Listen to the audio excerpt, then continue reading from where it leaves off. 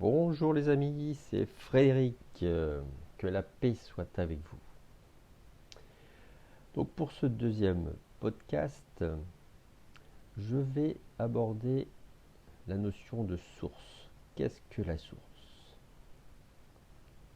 Notre venue sur cette terre n'a qu'un seul but en fin de compte, grandir en conscience, s'éveiller à notre véritable nature en quelque sorte, du moins s'en rapprocher le plus possible, afin que l'éveil de chacun soit le moteur de l'évolution collective pour cette terre et peut-être plus encore.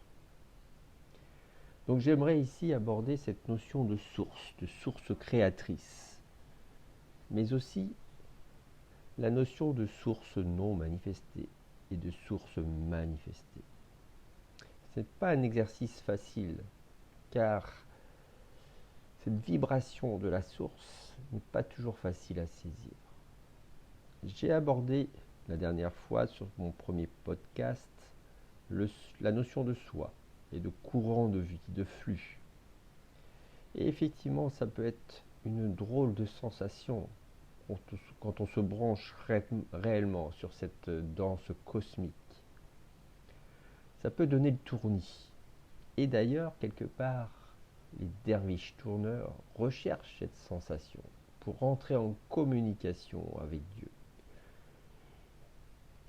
Et d'avoir peut-être aussi cette sensation de connexion à la source.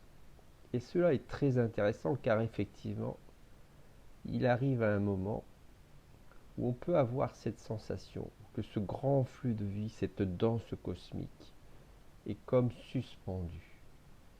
On peut avoir alors ce sentiment d'être et de ne pas être, d'être à la fois manifesté et non manifesté. Donc je vais ici vous relater une expérience que j'ai eue en 2022 et je l'ai mise en texte et je vais essayer de vous faire sentir cette sensation qu'on peut avoir. Donc j'ai expérimenté ce matin ce que certains appellent la vacuité et je pense ce que peut-être la haute métaphysique appelle le néant. C'est en fait une sensation de rien et de tout. C'est une immobilité où à la fois il n'y a rien, mais il y a tout. C'est un peu, je pense, comme l'œil du cyclone. Tout est en mouvement autour. Mais dans l'œil, au centre, c'est l'immobilité, le calme, la paix. Et ce n'est pas vide, car on est là, on observe. Mais il n'y a pas d'attachement. On est, tout simplement. Donc voilà ce que j'avais écrit donc le 4 décembre 2022. Et c'est comme si au centre, effectivement, dans mon image, l'œil du cyclone, on peut ressentir cette présence immuable, omnisciente et éternelle. On peut ressentir que tout est possible. Tout n'est donc pas manifesté. Il y a comme ce champ des possibles, où la conscience est quelque part en dormance, mais qu'à tout moment, elle peut jaillir, telle une lumière, un rayonnement de vie.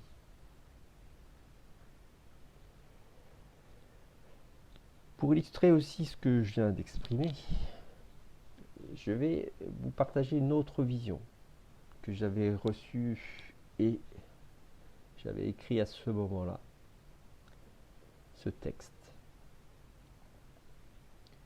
Dans ce flux de vie, je suis. Je ne suis rien et je suis tout, néant et infini. Je baigne dans ce flux, je suis ce flux.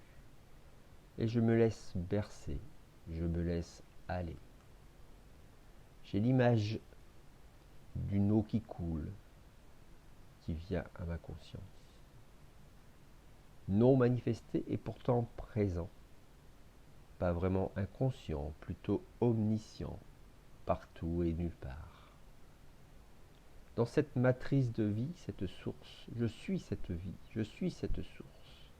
Et j'ai l'image d'un fœtus baignant dans son liquide amniotique qui vient à ma conscience.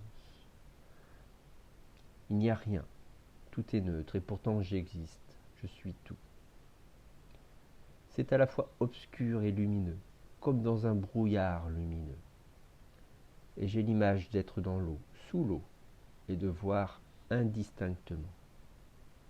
Et puis, la lumière fut. J'existe. Et j'ai l'image d'un rayonnement de vie. Cet instant est comme figé dans une éternité. Donc voilà ce que j'avais écrit donc le 16 juin 2024. Et en effet, c'est un paradoxe quelque part. Cette sensation d'être manifesté et cette sensation de ne pas être manifesté. C'est peut-être ce paradoxe de la haute métaphysique, ce néant nécessaire mais impossible, cette totalité infinie, ce but nécessaire mais impossible à réaliser. Mais d'où découle toute la vie et toute la manifestation de la vie. Ce grand paradoxe, source de vie, de tous les possibles à chaque instant. Cette danse de l'existence, donc la conscience d'exister et des formes, est la manifestation nécessaire de cette source de vie créatrice. Ce qui est manifesté, c'est le processus de création, la dynamique de la vie, c'est le soi en mouvement. On peut ici noter que cette source créatrice contient déjà, à l'état de germe, deux aspects, la conscience et la forme. C'est un peu comme ce gland germe qui contient l'arbre chêne à l'état de potentiel. D'ailleurs, dans le taoïsme, la source, on appelle ça le Tao, qui est représenté par le symbole bien connu du yin et du yang. Source non encore manifestée, mais qui contient tous les germes, tous les potentiels.